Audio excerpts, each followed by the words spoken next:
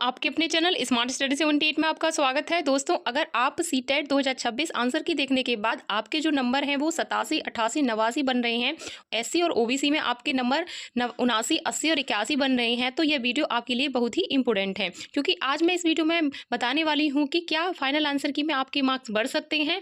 अगर मार्क्स आपके passing marks से भी कम आ रहे हैं तो आपको आगे क्या करना चाहिए, इस पर मैं बात करने वाली हूँ। तो वीडियो को पूरा जरूर देखिए ताकि मैं आपकी सारी कन्फ्यूजन दूर कर सकूँ। तो आइए वीडियो स्टार्ट करते हैं। सीटेट में जो भी आपके डाउट है मैं इस वीडियो में आपको क्लियर करने वाली हूँ। तो सबसे पहले मैं बात करने वाली हूँ कि सीटेट में कितने नंबर पर पास हो जाते हैं। तो सबसे पहले बहुत से ऐसे फ्रेंड्स हैं जिनको पता नहीं है कौन सी कैटेगरी में कितने नंबर पर पास माने जाते हैं। तो सबसे पहले मैं इसी पे बात करने वाली हूँ। तो अगर देखो कोई भी अगर जनरल से है तो उनके जो पासिंग मार्क्स हैं वो आपके 90 रहेंगे, यानी आपकी 60% रहने वाली हैं।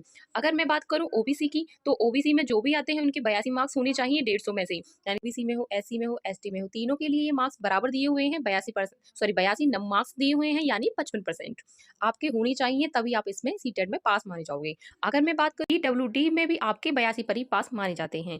अगर इनमें से आपके दोस्तों, अगर जैसे कि मैं बात करूं जैसे 90 में से अगर आपका एक भी नंबर कम हो जाता है, माइनस में चला जाता है, तो आप इसमें फेल माने जाओगे। तो जैसे कि बहुत से ऐसे फ्रेंड्स हैं जिनके मतलब एक दो नंबर कम हो रहे हैं, बढ़ने वाले हैं, नहीं बढ़ेंगे या कितने मार्क्स बढ़ेंगे, इस पर मैं बात करने वाली हूँ लास्ट तक। तो अगर मैं बात करूँ जैसे ओबीसी, एससी, एसटी, अगर आपके 82 से एक भी नंबर कम है तो आप पास नहीं माने जाओगे। में आपका एक दो नंबर का ही खेल होता है।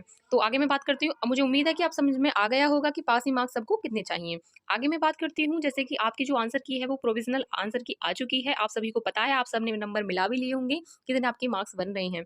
तो देखिए, अगर मैं आंसर की आने के बाद ऑफिशियल आंसर की में नंबर बढ़ते हैं क्या, तो देखिए हाँ, क्योंकि प्रोविजनल जो आंसर की होती है वो आपकी अस्थायी होती है, स्थायी नहीं होती है, क्योंकि इसमें जो आपके बोनस अंक वगैरह मिलते हैं, जो ABCD आ रहे हैं, जैसे कि आपने देखा होगा अपनी आंसर की में जिसमें आपके जेड आ रहा है, ए आ रहा है, बी आ रहा है, ऐसे नंबर यानी कि ऐसे क्वेश्चनों पर आपके जो नंबर हैं वो बोनस में मिलते हैं। तो इन पर जो आपके नंबर घटने वाले तो है नहीं, परसेंट पता है कि आपके नंबर घटेंगे नहीं, क्योंकि ये है कि इसमें आपके नंबर बढ़ने ही वाले हैं। बोनस अंक मिलने के बाद जो आपकी ऑफिशियल आंसर की आएगी उसमें आपके नंबर जो दिखेंगे आपको बढ़ते हुए दिखाई देंगे। तो हाँ, आपके जो आंसर की में जो नंबर बढ़ते हैं, यानी कि आपकी ऑफिशियल में सीटेट में मार्क्स बढ़ते हैं क्या, तो देखिए मैं अभी बता के आ रही हूँ, बिल्कुल राइट, आपके जो मार्क्स हैं वो बढ़ेंगे ही। और अगर आपका ये सबसे बड़ा डाउट यही रहता है कि आपके जैसे आप जनरल से हो तो आपके लिए तो 90 नंबर चाहिए पास होने के लिए, 90 नंबर होने चाहिए पास होने के लिए। अगर आप एसटी, एससी, ओबीसी में हो तो आपके लिए 82 नंबर चाहिए। लेकिन फ्रेंड्सों की दिक्कत ये आ रही है कि उनके जो एक दो नंबर कम हो रहे हैं। देखो, एक दो नंबर का ही खेल होता है सीटेट में आपका, अगर एक नंबर से भी रह जाते हैं तो फिर से करना पड़ता है सीटेट। तो देखिए, जिनके भी नंबर इतने आ रहे हैं, देखिए मैं आप बताती हूँ, जैसे आप जनरल में हो, आपके जो नंबर हैं वो आपके 87, 88 और 89, इन तीनों के बीच में आ रहे हैं, यानी तीनों ही ऐसे डिजिट हैं जिनसे आप फेल भी हो सकते हो और पास भी। इन्हीं तीनों अंकों, यानी कि आप यही तीन आगे, इन तीनों नंबरों का ही आपका खेल है। अगर आपके 87, 88 नंबर, इन 89 से नंबर इतने आ रहे हैं तो आप बेफिक्र हो जाइए, क्योंकि आपका जो सीटेट है वो पास होने वाला है। क्यों? क्योंकि इतने नंबर आपके हर बार मिलते हैं आपके बोनस में, यानी कि 2 से 3 नंबर आपके हर साल बढ़ते हैं, क्योंकि हर साल का यही होता है कि आपके जो मतलब क्वेश्चन है वो आपके ए हो गया, बी हो गया और जेड हो गया, ऐसे करके आते हैं। तो उन पे जो आपके मार्क्स हैं वो बढ़ते हैं। अगर आपको कोई भी क्वेश्चन पर ऐसा लगता है कि हमने एकदम सही किया है, तो आप उस पर आपत्ति लगा सकते हैं। और आपको पता भी होगी, जो एक आपका क्वेश्चन है वो आपको यानी कि 1000 रुपये देने पड़ेंगे एक क्वेश्चन के लिए, यदि आपको पक्का सबूत है, यानी कि प्रूफ के साथ आपको आपत्ति लगानी है। ऐसा नहीं है क्योंकि वो किसी भी बुक्स वगैरह की नहीं मानते हैं, एनसीईआरटी की मानते हैं। तो आप, अगर आपके पास कोई प्रूफ है जैसे कि आपके एनसीईआरटी की बुक होती हैं, उनमें अगर आपको कोई प्रूफ मिलता है तो वो उसी आंसर को मानते हैं।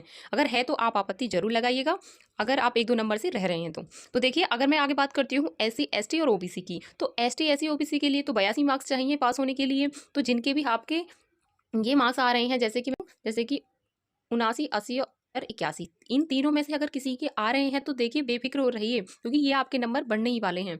जो आपका जो सीटेट है वो पास हो जाएगा, बिल्कुल परेशान होने की आपको आवश्यकता है नहीं, क्योंकि ये 3 नंबर आपके बढ़ने ही बढ़ने हैं।